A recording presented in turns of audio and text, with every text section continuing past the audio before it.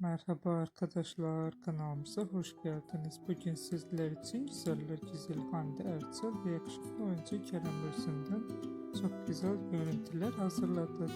Kerem Bürsin ve Hande Erçel çifti Sancılı Kapalı dizisinde başrollerde oynamış ve herkes tarafından çok beğenilmişti. Onlar sevgili